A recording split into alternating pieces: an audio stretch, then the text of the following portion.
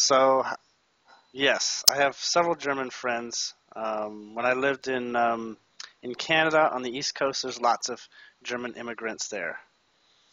Yeah. Yep. Okay.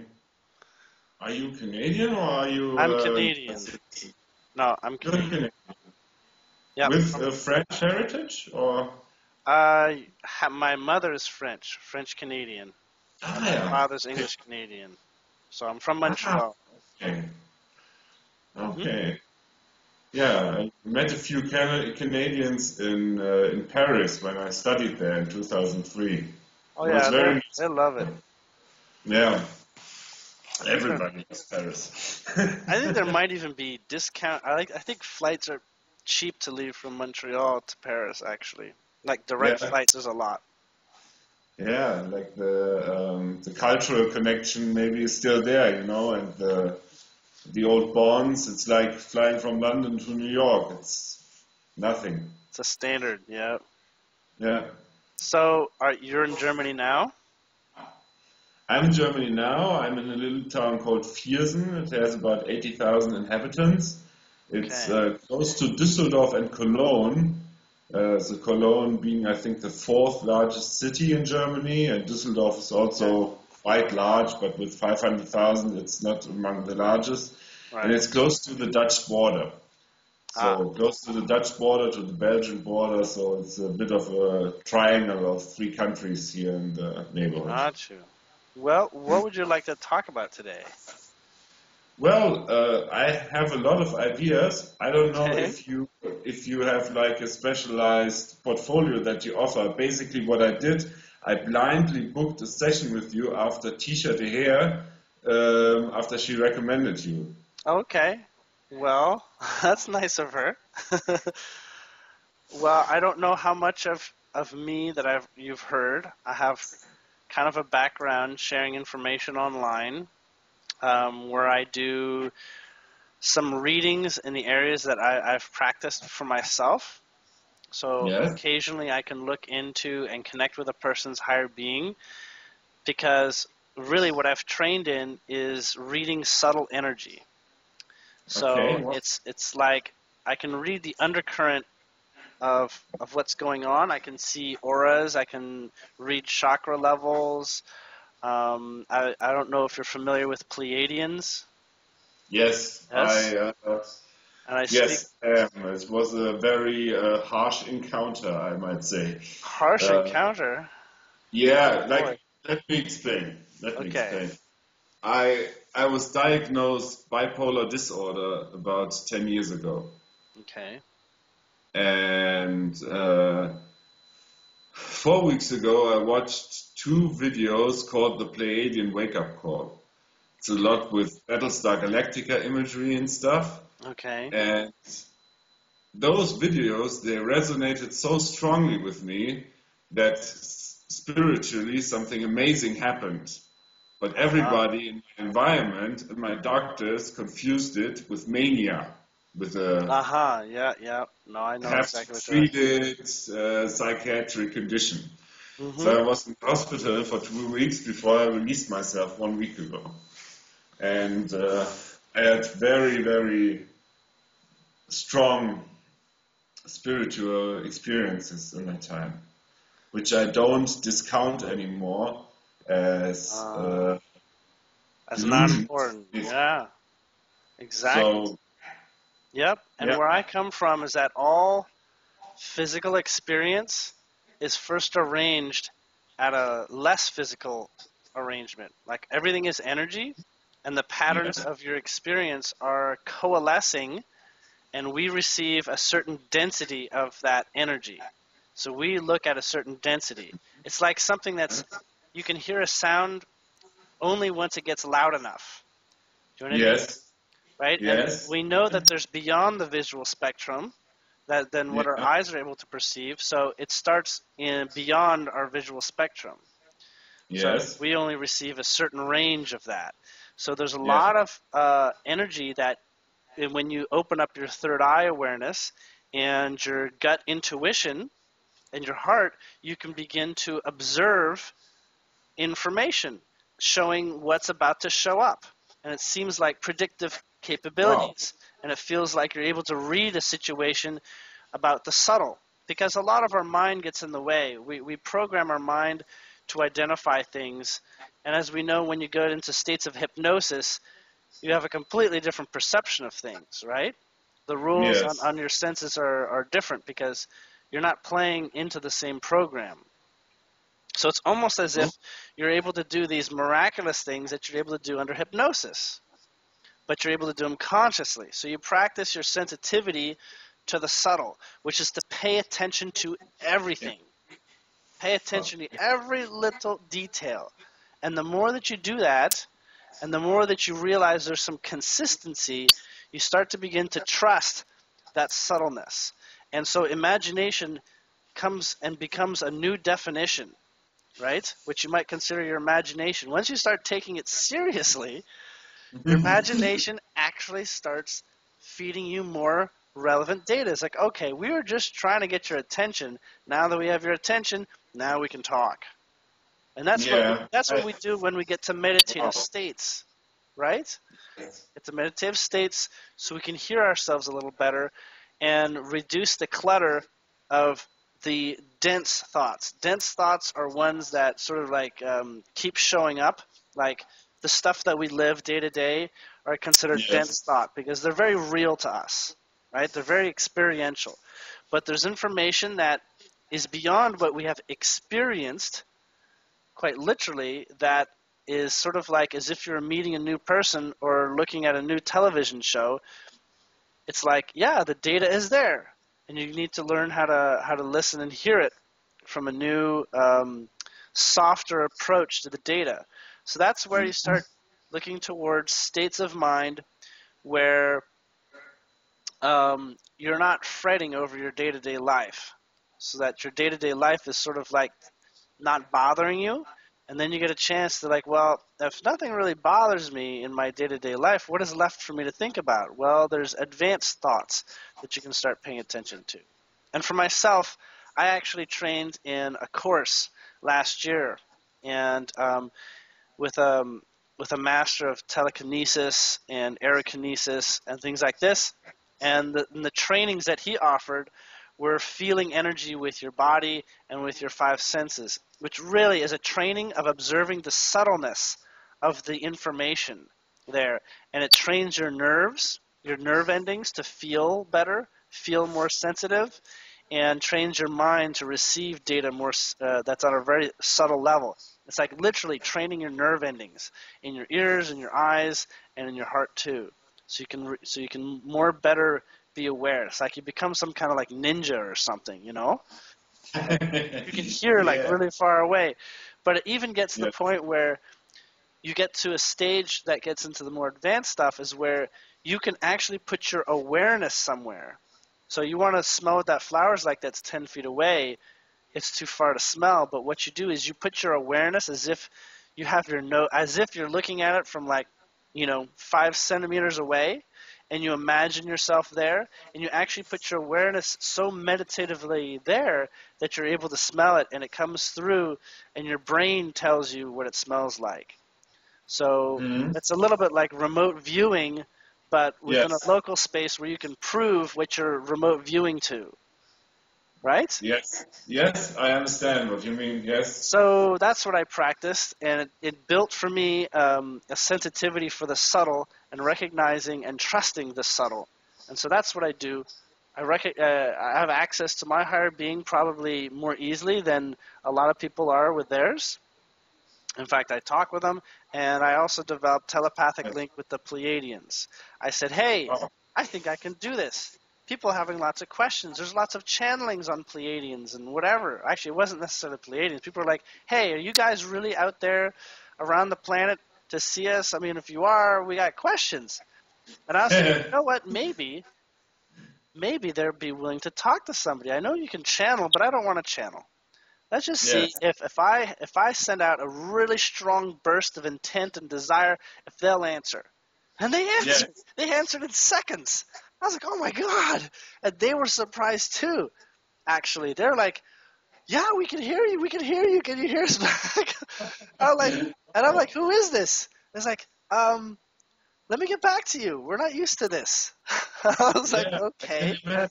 So That's, they go off for a second, and actually I ended up contacting a Pleiadian ship that has a bunch of people that are monitoring what's going on the planet. So they're constantly monitoring yes. in a limited way, all right?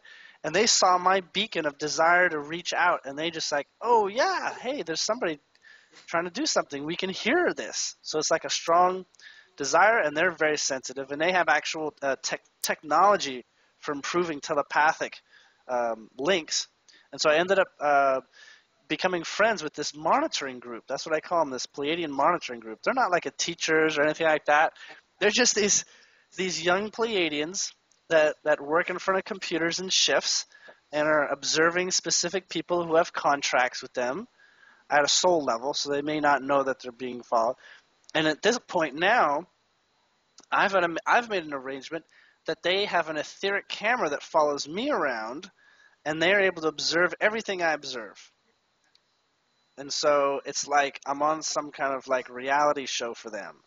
And they really love following me and having the True context its of my worth, sort of thing. yeah, and they Yeah. really like having the context of my life, right? Because they're doing things, that group are doing things kind of a little backwards. They don't understand human society as much as they like to because it's so dense and dark and full of contrasts and and hard angles. And so they're trying to understand us more.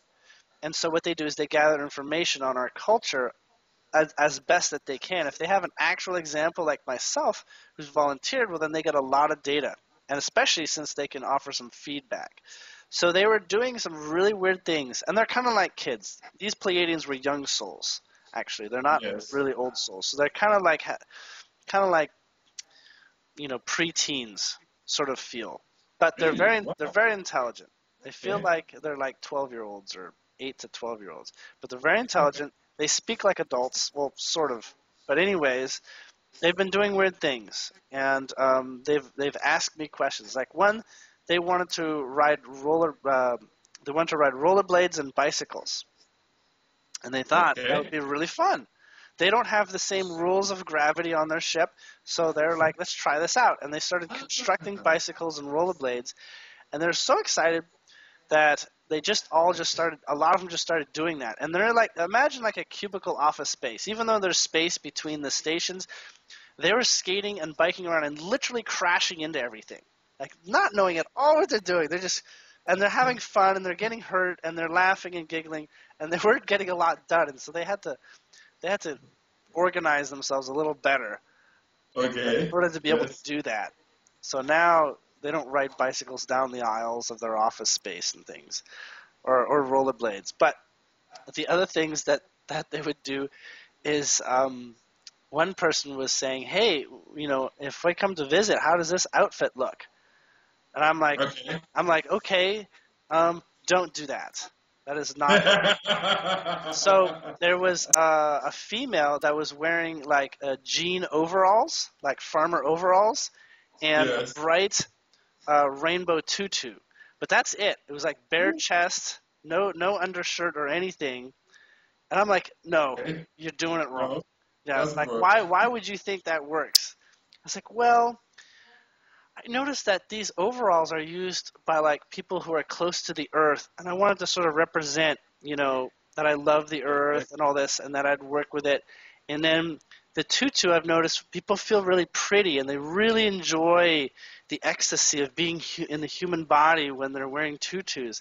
And I was like, well, that's nice, but you're doing it wrong. You can't go shirtless, like like with no shirt on, Well, you on know? Moria you can. It's a Pacific island, and I think the Right. people are very relaxed Right, about but it. I'm Yeah. like, this would not make a good first impression.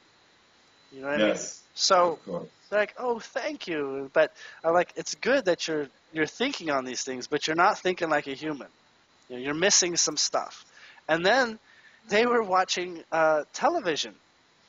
And I said, why are you watching television? He's like, well, there's lots to learn from human television, and we have people watching every channel all the time, right? Okay. And they actually have like these couches where several of them will watch something they like, quite a bit, and they like watching all the most popular shows. They'll have more people watching the popular shows like that air and have a lot of attention in human television, and less so on the ones that are not so popular. But they started like learning from these in the wrong ways, and I said, no, you cannot learn about human culture from television shows. This is twisted and not correct. And I'm like, well, we like to at least learn what you guys like. I was like, okay, well that's good, But you have to understand, it's programming. It's not what a lot of people would choose if they could choose. It's designed by a narrow bandwidth of intention in terms of what comes forward. So you can't do that. It's like, well, they actually started tapering off after I said that, and they actually got to the point where they're saying, well, maybe we'll just use it so that we can use it in conversation and let them know that we want to be a part of their culture and that, we've both seen Star Wars and things like this. So I'm like, okay, fine. Yeah. Yes. So you could fit in a little bit. Yeah. But they were using like catchphrases that were like, no, that's not a catchphrase. That's just the middle of a sentence. No one's picking up that. That's not a pivotal moment. And they would laugh where you weren't supposed to laugh, and they wouldn't laugh where you're supposed to laugh. Because a lot of the reasons why they'd find like humans laughing, like that's not funny, that's cruel, like well, yeah, it is, but you gotta know why people are laughing there, So it's like, well, I don't think we could laugh at that. So like, that's sad, but yes, you're laughing at other things. It's just a real funny cultural disconnect. Anyhow, I have a lot of recorded material that you can listen to all my discussions on this. And I'll put that in the chat room and in the chat here, and you can check that out. It's, I have many hours of sharing. And then... Can you show me where later, or...? This is what I'll do. I'll give you a link in the chat. Yeah. Okay. And I'll paste it. And this is where a lot of my content is.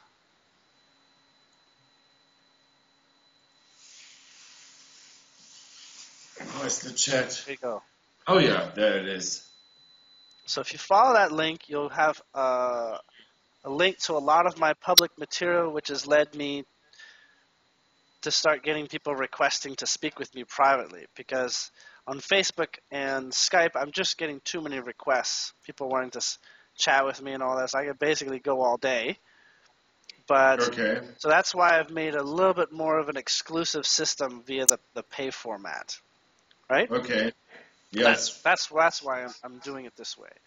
And right. And right now I'm living in a space where I'm supporting other people who are in a very rapid state of growth and are in this stage where they're having difficulty living in the real world, and I'm helping them. I'm helping them directly have a space, and I call them my soul family, which are basically people that I have a heightened comfort talking about all these things. So it's really good to be with people that you can talk and express on these broad new levels, as you're aware. So it's good to have that. And so we support each other, and we're exploring consciousness together, and we do lots of activities together that really promote the energy awareness within us. So energy exercises, things like this. And I speak a lot on that. I also have a radio show, a blog talk radio show called The Transitioning, and that's on Saturdays. So on Blog Talk Radio, let me see if I can get you a link to that. And that has archives that you can access.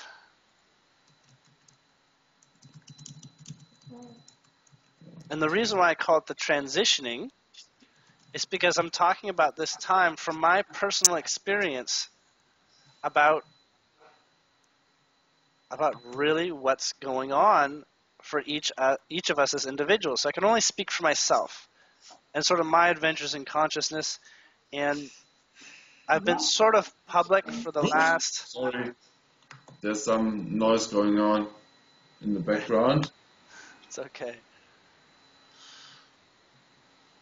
So if you go to 5D Media Network under Blog Talk Radio, you'll find shows every Saturday from me and Bob Wright via the transitioning. And what I do is I discuss, current events in energy.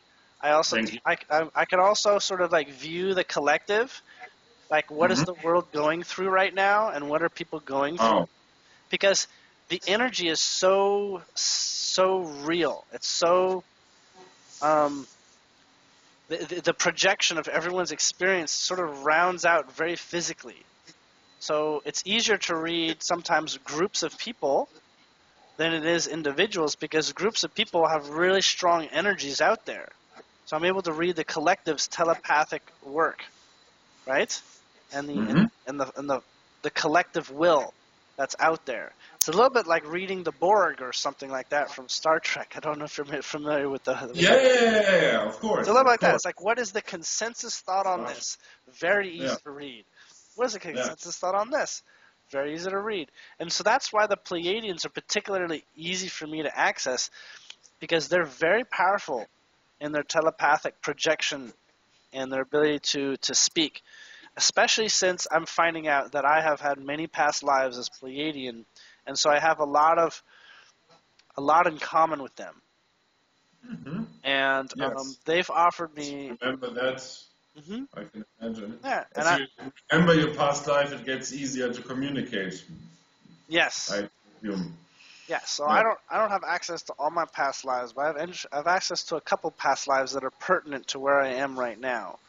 Yes. And I'm reuniting my connection with the Pleiadians, and I'm also discussing what it's like for them. So I can bilocate. You're familiar with bilocation?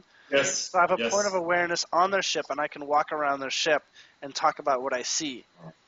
Wow. And I've seen some really fantastic things, and people love hearing the technologies that they have on ship and that they're looking forward to, such as the new internet that they have on their end. It's like their version of the internet, and how that's going to merge with ours next year, and all this sort of stuff. And how they have their flying ships. They have these eggs. You get into like basically a glass egg with a chair in it, and it's like a UFO. You just sort of float around, and it's like a personal transport vehicle, and nobody owns them. You just sort of get in them and get out of them, and you kind of like tap your fingers, and they show up like a taxi. Yes. So like they have these, and they're thinking, I think it would change the world if we just came up with like 1 million of these and just dropped them on the planet. Yeah, definitely. Because you can't drive them without a certain amount of mental discipline, right? Okay. Like they wouldn't work unless you had a certain amount of mental discipline, and that would foster people to develop their mental discipline, right?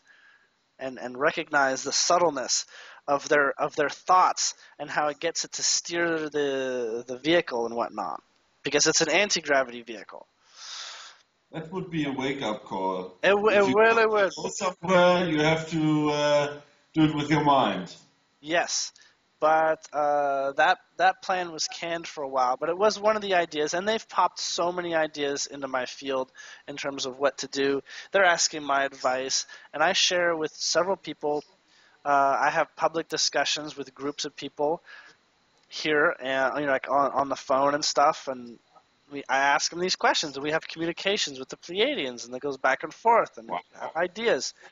So this stuff is really happening, okay? And when That's good to hear.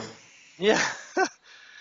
But that's mighty good to hear, because I was, as you said, I'm one of the persons, I grow so quickly spiritually that I lose my grounding from time to time, and I thought, well, maybe it's just all in imagination. But then there's the other thing, well, as above, so below. So if it's your imagination, it must be real too. It is. So it's real, and now you're confirming it, so I'm very grateful for that. Thank you. Well, you still have to develop the discipline over what is your imagination and what is your subconscious projecting. So subconscious is your programming, you might say, of your entire life. Because your subconscious allows you to walk and talk and drive without thinking about it, right? So there's a lot of regurgitation of knowledge, data, and beliefs that are natural to you in your process, that show up in your mind when necessary, because you've requested your body as a computer to deliver you data in a certain way in place and time. So a lot of what we do now is we deprogram. Is we go through and say, where did this notion come from? And then you look back at the roots, you go back into your childhood, you go back to experiences that have fostered, like, now it's time to believe this. Now I should believe this. Somebody told me I should believe this, and I trusted that person, so now I believe this. So you go through and you go through every program through your life as much as you can, and this takes a while, and this is a lifetime thing, and you constantly reevaluate what's valid. Like, what is really going to help me going forward? You know, because if we hold on to these beliefs we've established as children, as we know, as children, we don't hold a broad understanding when it comes down to dealing with a society that's limited. We just kind of do what we're told a lot of the time. So there's lots of deprogramming to go through in that space. And that, once you do a lot of that internal self-work, then the subtle data in your imagination starts to treat you a little better. Now, you can take the fast angle and just start trusting your imagination left and right. And if you have the grace is sort of like good luck, feeling that God is saying, you know what? He's ready. He deserves to hear the truth from himself. Then you can begin trusting it more and more. And that's what it really is how do you build trust? You ground it. You have a frame of reference that you can look towards. That's what grounding really is. What is grounding? You're making the information more dense, literally, because we live in a dense world. Energy is coalesced. Experiences have coalesced into a certain dense state. Yeah. And we're talking about light states. We're talking about lighter, more fluid states. It's as if we live in a world of ice where we're accessing the world of water and air.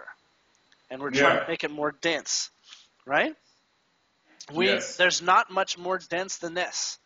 There's not much at all that's more dense than this. There is more dense, but we're unawares of that. So when you look at light is actually a realm that's beyond our perception. So the sun isn't actually a sun. It's as good as a planet when you start realizing it from the perspective of being a light being, right? Mm-hmm. So it's not, it just has a lot of data coming out of it. Light is reference of data coming out. And that's what allows us to perceive using light. So it's just, when it's really bright, that's beyond our spectrum to process the data.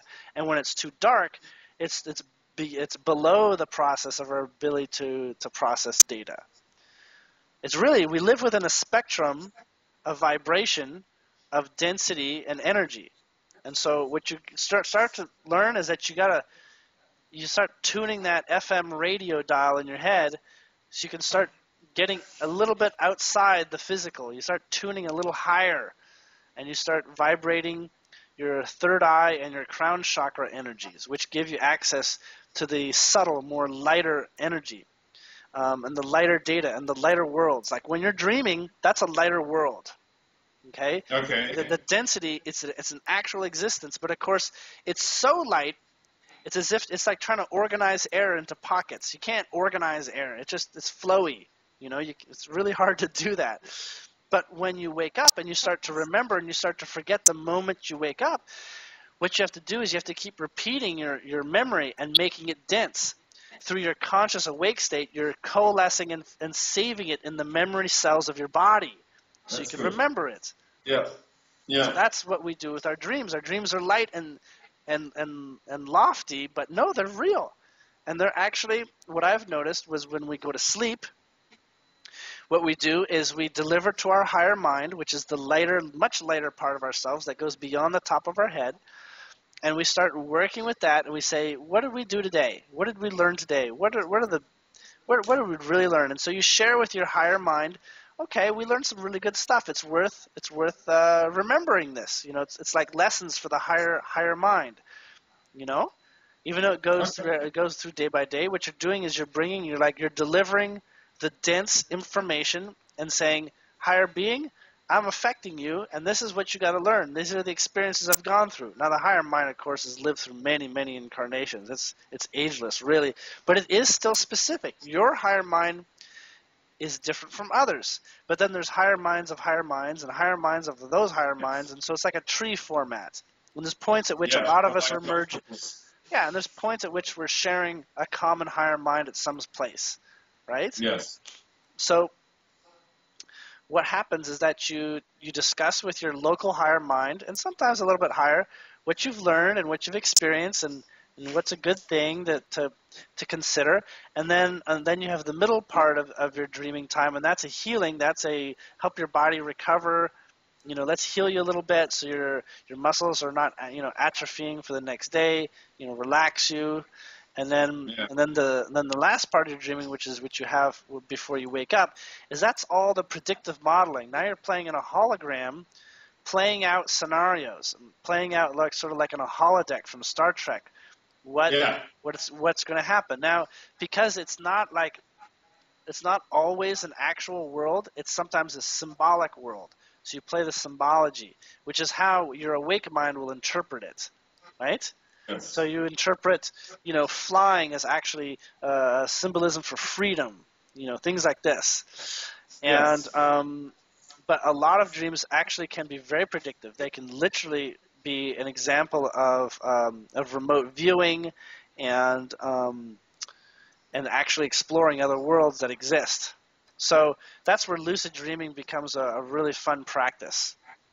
And looking into lucid dreaming practices. I hear what you're saying. That is, that's been in line with my experiences over the last weeks as well. My dreams, and on one morning I just said, okay, I have to pay more attention to my dreams. And from that day on, I just did. I could remember more of my dreams. I could remember more details. I felt the dream is more real than I considered it before. I mean, when you say Star Trek is a good metaphor, the episode where they go into the hologram and then one of the holographic persons, I think it's Jack the Ripper or something, takes over becomes real.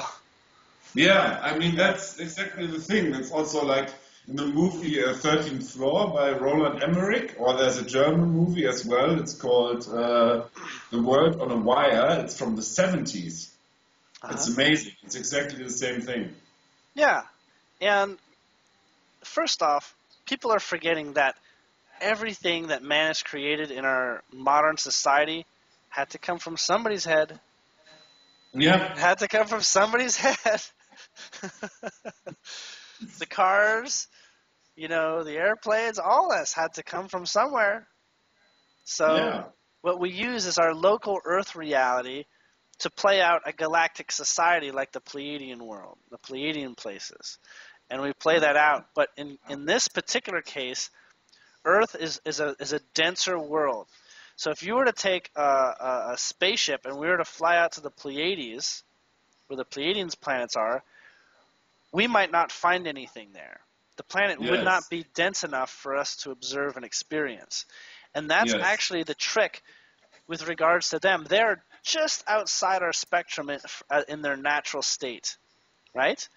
And so what they could do is they have a greater opportunity to show up here and see and work with people who have awareness with lighter states. And they wouldn't be able to show up with people who are living in density, which is a lot of fear. Fear is density to the degree that's uncomfortable for where we are, where it's like too dense and too uncomfortable. So we want to live within the octave of the planet, right? It's sort of like an octave. And so we're trying to live within that. And then what we're doing is, as we're exploring our consciousness right now, and since the end of 2012 and all this, what's really going on is Earth itself is moving its octave up. Yes. Okay? And we're all coming along. And those that can't handle it are dropping off. And then he's like, you gotta get out of that low frequency vibration, buddy, or you're just gonna not be comfortable here. So there's lots of people that are at the forefront being like, yay, let's go. And being sort of like balloons with ropes tethered to the earth, saying, let's raise the vibration here. We're all ready. And Gaia being an actual person, a Yes. consciousness that I also speak with from time to time, says, here we Yeah, go. And they do these little bumps, and it's a little roller coaster like. So they do these bumps, and I'm able to tell people when these bumps are coming within about a week or two of when they're about to show up. And funny enough, it seems to coincide with astrology, which I don't do anything there, but it seems to coincide with astrological alignments too. So you know, you followed the Merkaba alignments which we had over the last weeks. It was really significant. Also the lunar alignment and everything. I'm new to the whole astrology thing, and 2 years ago I have debunked it all as bullshit. But I saw Santos Bonacci, a lot of his clips. He's a really great guy, Santos Bonacci. I love him. And I was like, wow, this makes so much sense. Okay, I have to accept, I have to embrace it.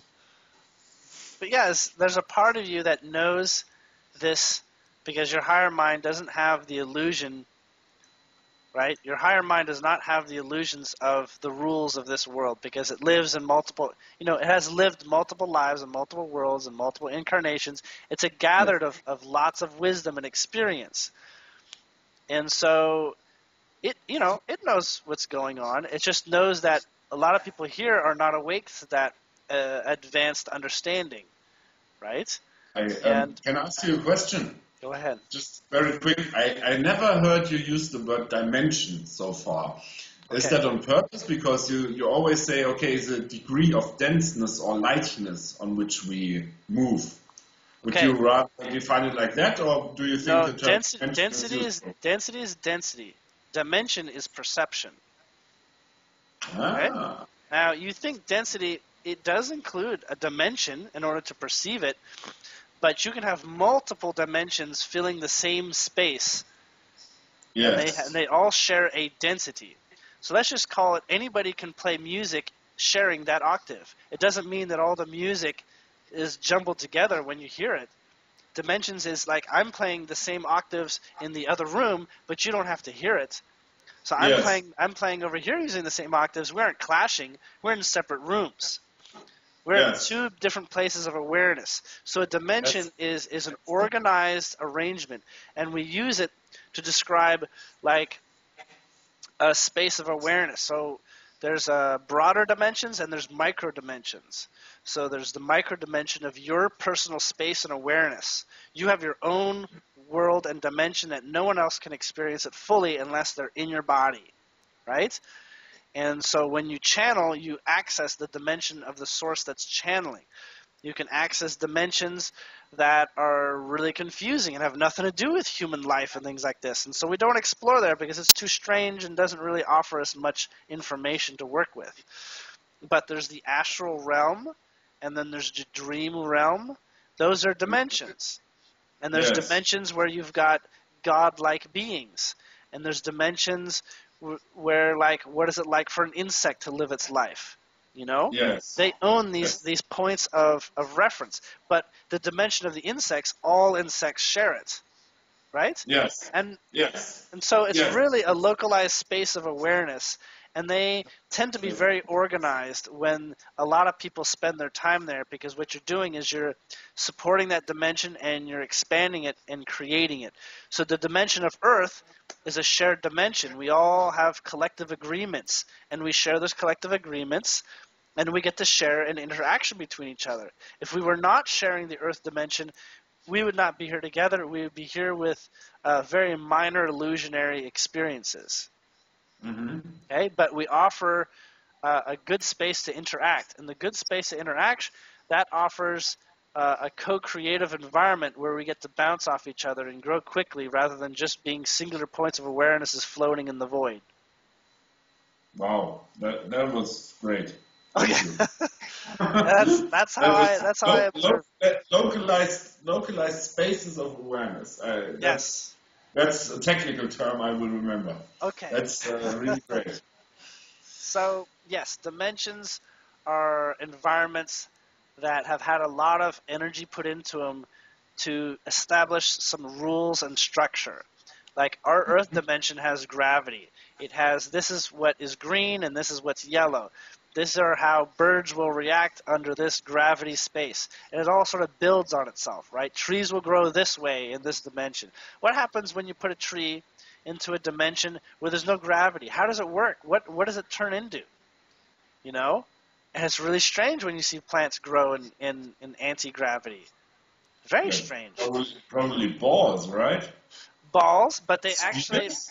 actually create a spin, actually. They force themselves into a state of spinning. And the spin creates patterns that grow out from it. So they look a little bit like corkscrews a little bit in their vegetation formats. And then their roots, in order to have their roots grow, because their roots, where here they grow below ground, but where do they grow below ground when there's no gravity, there's no up and down. So they actually form an expansion. So the tree grows outwards and grows in size as a ball, and it grows outwards. So there is no root. The root is the central ball in density, and where it receives its energy is literally from non-physical source. So it grows from non-physical energy drawing. Like a chakra brings energy through a meridian and through a central point. It's literally bringing energy from the non-physical into physical density. That's what non-gravity trees are like. I think I saw something like this 2 weeks ago. I was lying in my bed, and then suddenly I saw like roots or sort of hardened resin in the air, which was sort of growing towards me and trying to touch me, but not totally touch me. Know what I mean? It has you're speaking to a state of existence where physicality is loosened up a little bit, like you can move your hand through things. So there are the lighter realms. They're a little bit I like. haven't done that, but I've heated water with my mind. Yes, I think you're Yeah. already exercising sensitivity to the energetic structure of things, which is what I do, Okay. which is what we do in the course. Like water is a lot more than just water. You start to find out like water's consciousness. You're like, how can it be like a drop of water have so much consciousness in it? And you're like, yeah, it's really weird. So all you can do is go off the feeling, right? And more Yeah. water doesn't necessarily mean more consciousness. All more water means is more potential, more energy collected using the same consciousness, so that it's sort of like, you can have two guns. One gun is like a small gun, and you can shoot a hole through someone. And then you've got like a tank that will also shoot a hole through someone. They both function the same way, but one has more power behind it, right? So when we look in physical world, when we see things that are larger, what we're really looking at is more inertia, more energy potential to harness. That's why we have relative sizes and whatnot. So an insect has less relative power and potential than a human physical body. If that makes sense. Well, relatively, they have much more power because when you see what an ant can carry, so relative, yeah, what do you mean? Well, we're talking about relativity of energy coalescing into a space. Okay, Okay? yes, So yes, human consciousness is really like a perfect pattern. And so that's why most of them are the same size. And because of the rules of the gravity of this planet, we're going to be a certain size, which is to say, energy densifies at a certain octave here, right? On this yes. planet, density organizes at a certain octave. You go to other planets, density organizes at a different octave. So what happens is if you get a place where there is a lot more energy, like per square inch sort of feel, and they show up over here, they're like a completely different size being. They can be like 2 feet tall, or they can be like 20 feet tall. So, Yeah. and Sorry, I just had to. I was hearing what you were saying. I just typed the guy's name in the chat for you. yeah, In I've case you listened to didn't know his him. videos and his interviews with Lisa Harrison. Yeah. Um, so when you look at the densities and you look at where different sort of like humanoid-looking people come from, they're going to have different sizes, and the ones that are closest to our size, like 6-foot-tall males, Yeah. they basically represent a culture that has most likely grown up under most of the same conditions, right? Mm-hmm. So they're going to have the most in common with us, rather Okay. than the 2-foot-tall ones. The 2-foot-tall ones, it's as if they live in the insect world. They're not going to have as much in common with us on an overall scale of broad experiences. So the ones that Okay. are our height, such as Pleiadians, Andromedans, Sirians, Arcturians, they're all within our density size and live and have Okay. grown on planets similar to ours. However, they're just like 1 degree of separation typically, so that they have slightly higher or slightly lower density experiences. But they can be here. And what happens is that if they decide to come here, they need to focus their energies to adapt to our environment, our planet. Otherwise, they'll be out of phase. They'll be outside our spectrum of view. Just thinking about it, yeah. Yeah, they'll be just Yeah. outside our view. And they'll be either higher or they'll be lower. And mostly they'll be higher. They'll be a little bit higher. And so why are we all raising the consciousness? Why is the Earth wanting to raise the consciousness? Because it wants us all to return to join them, to be a part of their space. And that requires generally more love. All these societies have much more love in them, and they're much more connected, and they're much less malicious between each other, and they have more understanding and more patience. But there is an advantage to having a dense world, is you go through terrible experiences that get you to learn real fast. So we're actually slowing down in our learning generally. You might not think so, Okay. but as we Yes. shift to the lighter space, things don't move as quickly. Okay. It just seems like Yeah. we're moving quickly because we're shifting to this new state. It's like adding a whole nother chord to a guitar. And you're just like, yep, Yeah. now we're just Yeah. switching over these new chords. Now we're going to play there. And so the Yeah. shift between the two is pretty radical. But in fact, once we're completely transitioned over there, it's going to slow down on a lot of levels. But what's happening is we're bringing our experiences of dense 3D, nasty, painful stuff to them. They don't go Yes. through this so much. So we're bringing a lot. We're like what I was saying with the dream state. We're bringing this dense environment of contrast, which causes us to learn and forced us to deal with it, right? We're bringing this into the lighter realm, which is their realm too. We're bringing into that lighter space. They're in so much harmony that they don't learn so much so quickly. Everyone just Okay. agrees. So They're not us. as creative and all this as we are. We're the most creative. We're the most diverse. It's as if each country on the planet is as vast in potential and understanding as one culture of billions in the stars. So Mm-hmm. Earth is the focus. Earth is very important to them because we're Wow. like the hub of advanced experiences that will take development of all the cosmic races up to the next level. So we're Wow. like the forerunners of difficulty. We're at the head of contrast and difficult lives, and that we bring these back, and they learn quite a bit from that. So they're not stupid. They do what they do very, very well, and they also understand rules that we're going to start applying here in terms of technology. So, anyhow, as you know, I could talk about this all day. These sorts of things. Yeah, it's just great to hear your voice, and just great you hearing.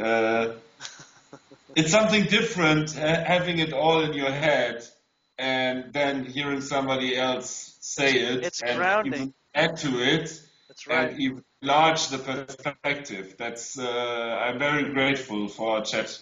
Wow. Today. Thank you for. Here it's 12 o'clock. Here it's 9 p.m. And we even accounted for the time zone differential successfully, so that's not too bad. Okay. So, Yeah. Well, we'll talk for about another 10 minutes. Then I have some other chores I need to take care of. But Okay. I go for another smoke if you don't mind. sure, it's not going to affect me secondhand smoke-wise, so it's okay. Oh, it should be different. That's fine. So, Just if you remotely go into my room now, then you have a problem. yes. Well, it's funny. I do smoke on occasion with people that like to smoke near me.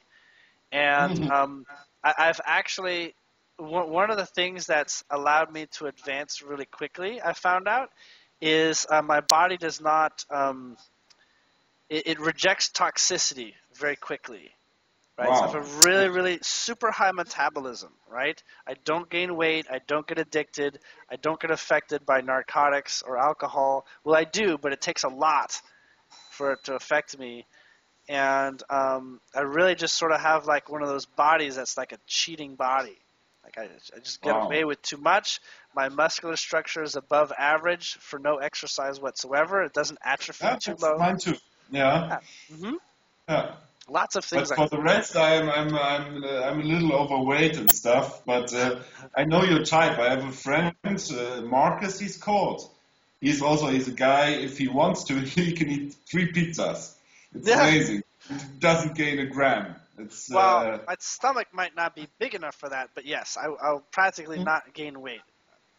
So, yes, because he's immediately putting it into action. It's also a guy. He sleeps like 3 or 4 hours a day, and he's fine with it, which is a yep. state I'm looking forward to achieving. Which is actually Because I think it's possible. yeah, it's actually that's what's happened for me in the last 3 months. I only have a 3 to 4 hour sleep schedule. Well, 3 to 5, it depends. The only reason why I need to sleep now is for the physical rest, the physical recovery. You know, like if you're gonna do a lot of exercise, you still need the physical recovery time, the relaxing. Yep. Anyhow, yeah, it's weird. I did not think it was possible, but I just have so much energy accessed that I can access. It's really like I can do whatever I want. Now, recently, I've been like daydreaming and nodding off at work, right? I'm like, oh, Okay. I just need more sleep. But you know what? It has nothing to do with that. It has to do with in the environment of the density of the work and the computers and all that, I just can't function at that level of thick energy anymore. I'm in another state, so I automatically reset myself into a lighter state in that place. Yes. So Yes. I'm like forced to not be at these old work. Yeah. It's like data with and without the emotion chip.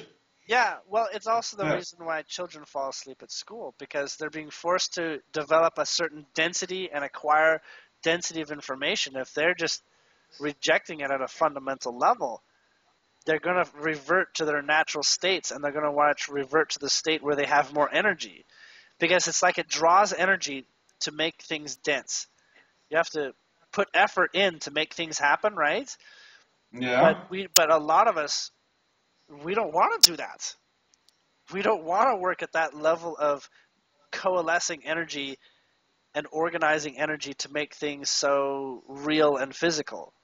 We'd rather work on a slightly lighter octave, slightly lighter density. And so that's why a lot of people who have that syndrome are basically beings that have come here to try to raise it up. By us being literally from the lighter realm, we're trying to get everyone to shift into the lighter awareness and go and shift the whole vibration up. And Gaia's agreed to this. That's why we have lots of us here at this time. Yep. Yes. Yeah. So I it's feel all what good. you mean. It's all good and it's all moving. And that's why I'm excited and very, very optimistic. I'm like one of those last people that is like a, like a fear monger or whatever like that, or fear porn. Yeah. Like, I think that's why people like speaking with me, because I can see the hope and everything. I can see where it's going, and I don't have anything negative to say really. It's all just development. Like whatever you have fear from right now, it's not going to last you very long. You're going to get through it. And then what's the point about talking about stuff like that when it's not a necessity and not a fact? It doesn't need to be a fact. You just need to go through it so you can go to where we all want to be in a lighter, happier realm. Right? Anyhow. Yeah. It's like all good. Exactly. Yeah, also when I look at some people, they are talking about specific events to come, and then there will be like a data wipeout, and I don't know, I just can't get my head around it. Maybe there's some truth to it, I haven't figured it out yet. Well, another thing that's particularly important is since you live in your own dimension, you get to invite and to accept what comes to your dimension. So you're actually the center of your universe as a dimension. You get to choose what you want to attract into it, and you can look around and you can choose when you want that to stop coming into your field. So you get to you have right to denial of interaction, right? Now, since a lot of us are so depleted of energy because we're constantly forming this physical world that's not our natural state, we're constantly putting our energy into making things work here, and it costs us a lot of energy to do that. We are starved for energy, so we tend to sort of accept anything that shows up as an opportunity. And that's not necessarily when you feel confident in yourself and you have a high level of fortitude, of recognition of who you really are, and understanding your true access to energy when and wherever you want. Doesn't have to come from an outside source now. It comes from your resolve within you. You're actually a beacon of energy in your central state. So from where you are, you don't need outside energy. You can generate and project energy, right? It's just ideal to receive energy when we want to interact with everything around us rather than just being in our head all day. So we work with the energies, and and so I'm finding it's important to be a little bit more deliberate about what we accept into our field, so that we aren't setting ourselves up for being for delivering energy to others who are not respecting what we're offering them. So if we give someone our attention, it's up for us to discover if they're respecting it or if they're just starved for energy and we're delivering it without sort of like a mutual exchange, right? Yes, Because you can I be know what powerful. you mean. Yeah, you can be powerful in yourself. You can be a great projector. You can offer your time and energy to people. And what you're doing is, you're redistributing the energy. But if there's not an actual exchange back to you, it's not sustainable. Eventually, you're going to even out. With one glass of water more full than the other, eventually they're going to end up, when you pour the more full into the less full, you're going to end up getting to a balance where you're at the same level. And if that person still follows the pattern of drawing energy, they may try to suck more energy than you, and they end up more powerful than you are in that state. So there's all this exchange of energy, and it's all magnetic, and it's all projection and reception. It's all polarity of positive and negative, batteries, energy moving. When you look at batteries as a negative and positive, it's because that is representing the flow of one cup filling another. So if you're always aware of your energy state, you can pay attention to, I'm giving energy away here. I'm not receiving it. And you can be more aware and sensitive to what's going to serve you to become more powerful as a creator and a projector. Because when you have more energy within you, you can do more with it. You can make more of your reality come true that way. And, it's partially based on confidence, because when you get to a certain point where you're like, wow, I can really do stuff, then you just start making energy out of nowhere, it seems. You just sort of like are not drawing it from your surroundings, but you're drawing it from your lighter realms version of you, your higher being space, which is, your 0 point. Right. You stop working with the energy in your conscious surroundings, and you start working with the energy but beyond the spectrum, beyond the spectrum of visible sight. So, and we're always working with that. It's always coming in through the crown chakra, and it's always being delivered through the feet into physicality, always being delivered through the root energy.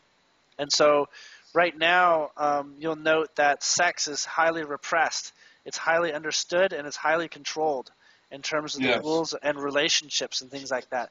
That's because the people who invented and are running the society right now, the sort of Cabal Illuminati people, they don't want people being too powerful in their ability to awaken that energy state, that energy chakra. It's in their best interest that we don't have powerful root and sacral chakras, because then we get to sort of write reality and not involve them.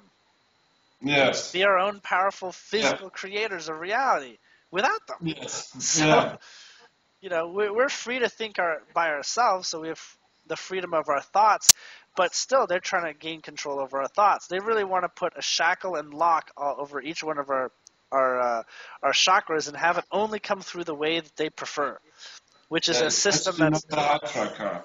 What's that? I think they especially don't want to go to the heart chakra. Right. It was like the pivotal point for me. I did... I don't know if you're familiar with Melchizedek. No. Do you know him? Oh, Drunvalo. Drunvalo, yes. And I did his Awakening the Illuminated Heart workshop, and that was for me really a turning point where I came into contact with my higher self and my lower self and all sorts of entities for the first time, and that was pretty amazing. And then I also learned about the locks on the chakras, which they put there. Yep. See, the heart is actually, if you look at the fetus and the body, it's the center of your body. It's the center of gravity. It's the core of the earth, right? The central core. And so although you have energy expanding above and below, the heart is the one that, the heart space is where the energy comes the easiest and flows the easiest, because it's your true source. You can not have physical chakras above and below that, and you can just be a source of central love. In fact, most plants live at only that chakra. That's the only one they're expressing, is the heart one. Oh, really? And maybe one above and one below. Okay. They don't have a whole lot of physical manifestation of the other chakras in that environment. Same with animals. They don't go to their crown chakra is not as physical as it is for us. And but they go lower. They go into root very, very well, and sacral really, really well. So, so the heart is actually sort of like the middle of your universe. If you were to, you actually cannot live and exist without the heart one. That's the only one you couldn't live without. All the other ones, you can functionally have a beating heart. Then you have a central point at which you can grow. This is not your brain. Your brain just organizes things. Yeah, sure, you'd be a vegetable, but in the seriousness, the heart chakra is where most people have the most energy, and it's the hardest one to lock down. It's the most abundant. It's the center of our dense reality space that we live in right now. It's the one that's the hardest to hold away, and it's the one that we generally just have the most access to. And it's the one that needs to be locked down the most, as we know.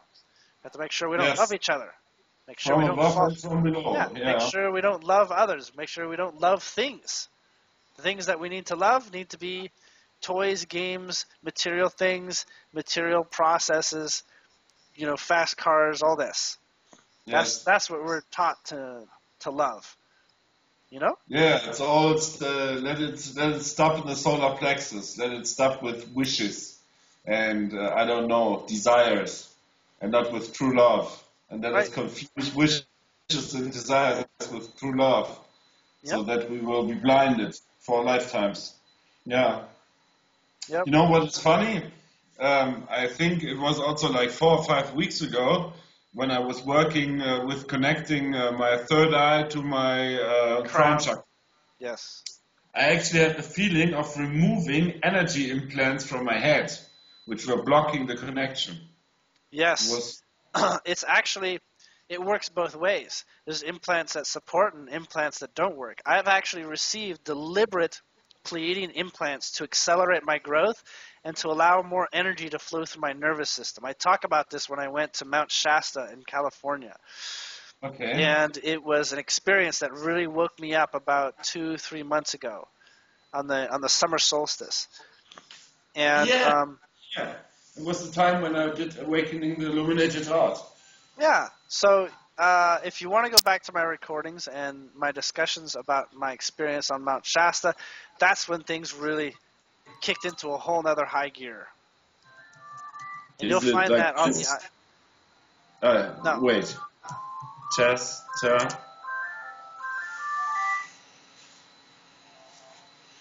Ah, okay. Yes. And it is a heart chakra of the planet. So you go there and you have basically pure essence heart energy in that space. And it's a conscious space. So it consciously works with you at many levels. So it's very, very useful. And there's lots of places on the planet that are like that. Usually the heart ones are mountains. And when you get into the throat ones, you'll find those near water. And like caves near water, you'll find that. That's throat chakras.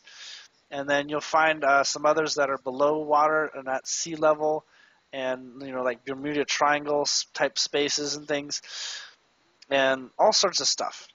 But but anyhow, I'm going to have to close this session up at this point, and I'd love to speak with you again. I think there's so many places to explore. Absolutely. I'll see what I can do. The moment I'm waiting for some money to come in, but once that's in, it's no problem. I'll book another session and sure. Whatever do you works recommend for you. Public or private? Well, in private, it is more expensive. I would say my rate is actually $50 per hour American. And public is, as I discount that because for a while I'm offering public to, I'll be putting them on YouTube and sharing them. I'm not quite going public yet, but they're good sort of like examples. When I'm in a space where I can take on more sessions, I'll use the public ones as sort of like tools, and also help people understand what I'm into and what I talk about.